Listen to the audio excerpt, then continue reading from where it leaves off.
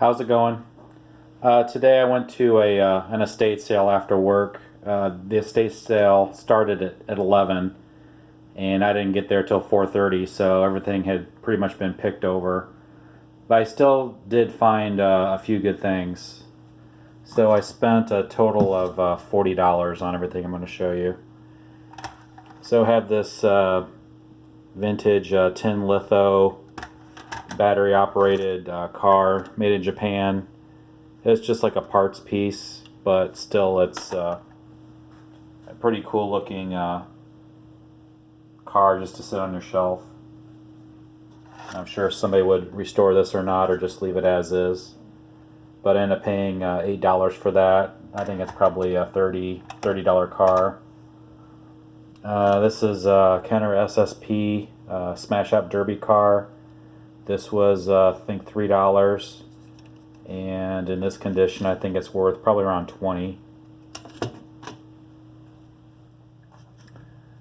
End up getting this. It's from Burger King from 1988, I think, and it's looks like the Kenner superheroes. And this is Batman. It's not worth a ton of money, probably, I don't know, $5 to $8 or so, but I'll just keep this. I like it. And have a vintage sub chase made by Mattel in 1978. I did put a 9-volt battery in. It does work. You just have to have the power switch kind of in between the off and on position, but it does work, and it looks like these sell for around $20. And then I was kind of a little bit surprised this was still there. This was mixed in with a bunch of board games, and it's a slot card track. And like I told you guys before, the tracks really aren't worth anything. It's the cars that have value. And this ended up being $25, and it had these 4 cars in them. Have this Porsche Carrera, and it's made by Tyco Pro. Looks like this is worth around $20. This car right here, this is made by AFX, and I think this is probably a $10 car. And have a Corvette. Looks like in pretty nice condition. The body's nice condition. And this is also made by Tyco Pro. And I think this is worth around $30. And the best one is this one right here. And it's also made by Tyco Pro.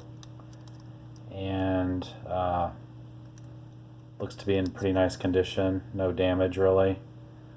Some paint loss right there, but it looks like a couple of these that went to auction. One sold for $71 and one sold for $94. So I think this is probably a $60 to $75 car. So just this one basically is a double what I paid for everything. And then I told you guys I sell watches, so I ended up listing these watches on eBay. Ended up selling through the eBay global shipping, and it was rejected. And I'm kind of shocked why it was rejected. I think some of these may have a radium dial. The numbers back around World War II and before, companies actually used to use radium to like a glow-in-the-dark paint to put on the numbers, but I don't think any of these are radium dialed. But eBay must have some sophisticated screening processes, because they labeled my return as radioactive material. So I'm not sure if any of you guys have dealt with watches, had anything returned through the eBay global shipping. But for this to register as radioactive, they would have to have military grade types, screening process, because I don't see how these could register as being radioactive. So I could be wrong. Just let me know. And until next time, take care.